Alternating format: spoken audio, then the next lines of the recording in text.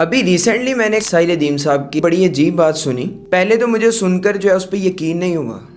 کہتے کیا ہے کہ ایران جو ہے یہ نیشنلزم کی جنگ لڑ رہا ہے. تو میں سن کر حیران ہوا کیونکہ موسٹلی لوگ بات کر رہے ہیں، ایران کی تعریف کرتے ہیں اور وہ کہتے یہی ہیں کہ ایران اسلام کی جنگ لڑ رہا ہے.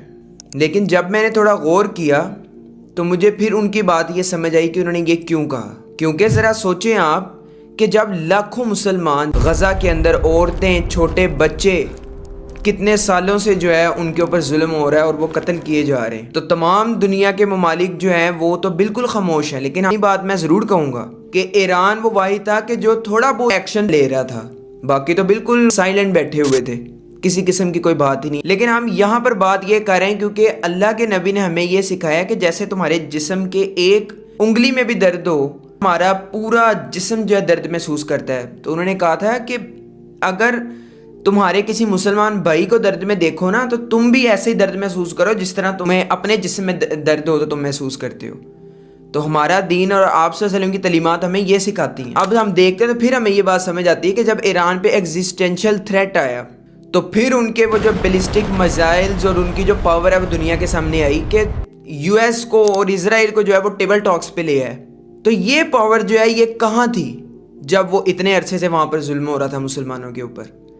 یہ بات جو میرے ذہن میں جب آئی تو مجھے کلیئر ہوا کہ ہاں، ایران بھی جو ہے وہ نیشنلزم کی ہی جنگ لڑ رہا ہے اور نیشنلزم اسلام میں حرام ہے. پھر اب پاکستان بھی بیچ میں کودا کیونکہ دشمن تو کھل کر بولتا ہے ایران دین پاکستان، ایران دین پاکستان. تو پھر انہوں نے بھی سوچا کہ ہمیں ایران کے ساتھ جو ہے کھڑے ہونا چاہیے اور انہوں نے بھی پھر اس کے ساتھ جو ہے اپنی ذمہ داری تھوڑی نبھائی. ایک ایسی شخصیت جن کی ڈاکٹر اسرار نے بھی جو ہے بہت زیادہ تعریف کی تھی، جن کا نام ہے شیخ فیصل. انہوں نے پوری دنیا کا آئل بند کر دیا تھا. تب سعودی عرب تو جو ہے جنگ کا حصہ نہیں تھا، وہ تو بالکل ایک سائیڈ پہ تھے جیسے آج بھی سائیڈ پہ ہیں. تو اس کو کہتے ہیں کہ انہوں نے تب اسلام کی جنگ لڑی تھی، انہوں نے نیشنلزم کی جنگ نہیں تھی لڑی کیونکہ ان کے اوپر ایگزسٹینشل تھریٹ جو ہے وہ تو آیا ہی نہیں تھا.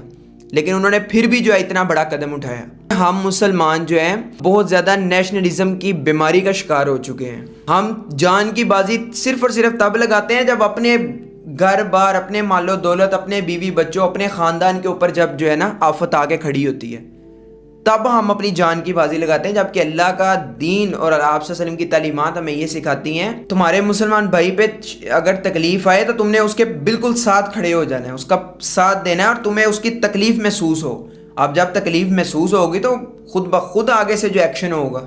تو اللہ تعالیٰ سے دعا ہے کہ اللہ پاک ہم تمام مسلمانوں کو ایک جان ہونے کی توفیق دے. آمین یا رب العالمین.